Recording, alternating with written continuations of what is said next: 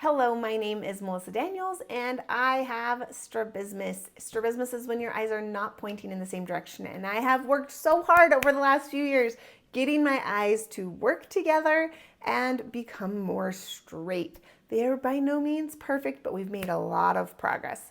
And one of my favorite things is to use technology to help fix my eyes. And in this video, I'm going to talk about why technology is so valuable for somebody with strabismus. I'm going to give 3 reasons and explain how it really helps, and then talk about a few different options for using that technology. Before we jump into that, I want to make sure you know you can go over to learn.strabismussolutions.com to get a lot of the different resources that I offer. You can download one of my free PDFs that helps you know what your eyes are doing, if you need surgery or vision therapy, and what to eat to have great vision. You can also sign up for a Zoom call or get one of the courses that I offer. We've got one more about like the eye exercise side of thing called Mastering Peripheral, and another one all about confidence. So be sure to check those out and pick the one that is going to be the most beneficial for you. All right, let's jump into why technology is so amazing when it comes to fixing strabismus with vision therapy. There are a lot of different types of tools like the Brock string and handheld items and letter charts, and they're all great and have so much to offer. I personally have benefited from a lot of different types of technology within my vision therapy training. And the reasons that I think these have had so much of an impact on me gaining 3D vision, first, there are usually settings within these apps and programs, depending on what you're using. I would say especially for virtual reality, where you can adjust for an eye turn. So if my eye is clear out here, I can match the screen to what so that each eye is seeing the same image. That makes it a lot easier to put those together. You can also adjust for amblyopia. So because this eye sees things a little bit more dim and my brain favors my left eye, I can actually dim the left eye slightly so that the eyes are more equal. Again, making it easier to get that fusion. So it's just artificially adjusting settings to make the playing ground a little bit more equal between my eyes so I can get better fusion. That's an amazing pro and a big reason why I've used so much virtual reality throughout my process of vision therapy. Another one is that it gets you away from logic.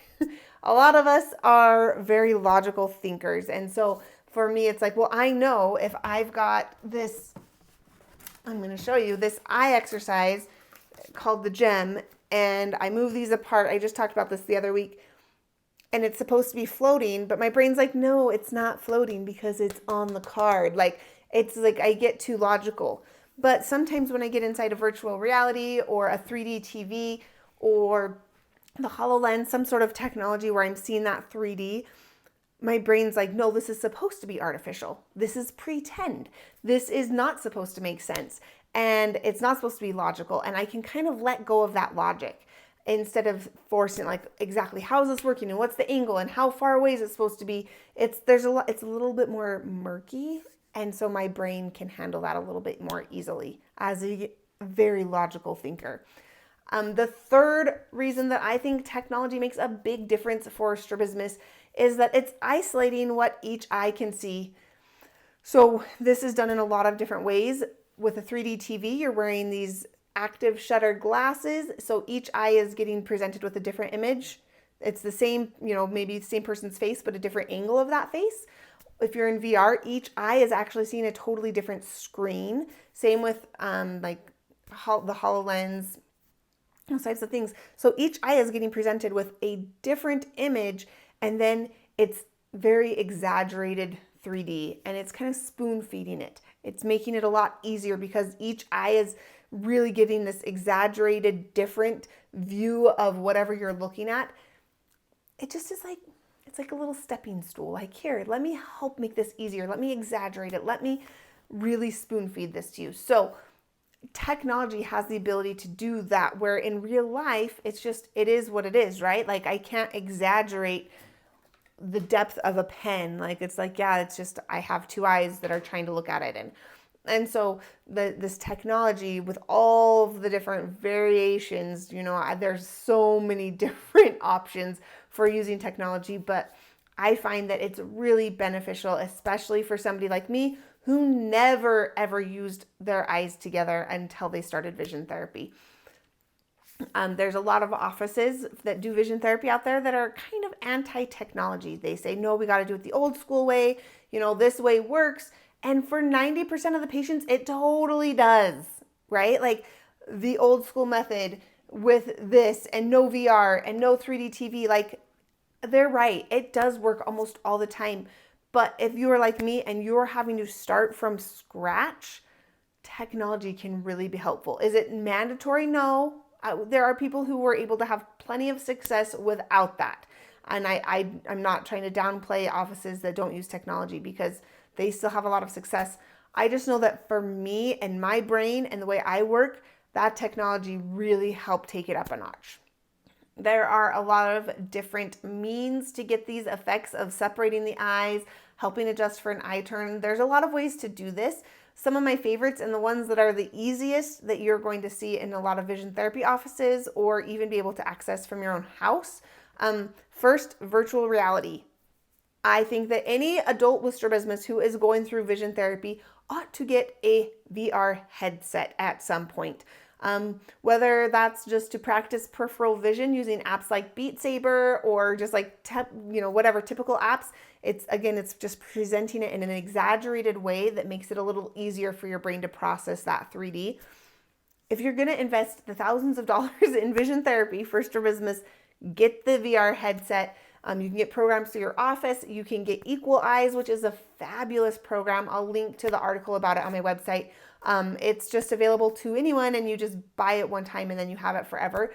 I really like having that one in my back pocket. So I'm doing my vision therapy exercises and sometimes I go back into VR and that's a great program because it's not a monthly subscription. So VR, something that I love, I found hugely beneficial. I have lots of articles about my favorite apps. If you're in a vision therapy office that offers it, Vivid Vision and Optics Trainer are both amazing programs as well. The second technology tool that I think is super powerful that you can find in most vision therapy offices and even get some access to at home would be a 3D TV. Now, in a vision therapy office, they use a program called VTS4. It's designed by Home Therapy Systems, and it is phenomenal. I absolutely love that program and spent tons of my time in vision therapy using that program because it's helping you use those eyes together in that virtual environment. And it's so good. I wanted to buy it for my home. I have a 3D TV at home and I wanted to get that program at home and it's like, $5,000 or something. So I was like, dang it. But I did get a 3D TV and there are some things that you can do like watching 3D movies and really getting the depth in the space. You're not going to be able to do not the games, but the activities where you're looking at something that's moving and there's numbers around it and you're supposed to click the number that's closest to you, right? Those types of exercises are going to be more like in the vision therapy office, but you can still experience that 3D through a 3D movie or using like the 3D movies on YouTube. So there are a lot of options for using that technology, but don't be afraid to try it. It can really make a big difference in the therapy process and help your brain get that boost it needs to start seeing using both eyes. You might not see anything at first. Definitely do this under the direction of your optometrist. I know I talk about this a lot. I highly suggest working with someone who is qualified. So if you don't have an office that you go to yet, just go over to strabismussolutions.com/findvt. You fill out the form and I will send you my personal recommendations. I try to keep track of which offices are maybe a little bit more equipped to handle an adult with strabismus, and those are the ones I will send to you. As always, keep trying new things, keep working on your vision and working towards improvement. It will change your life. We'll see you in the next video.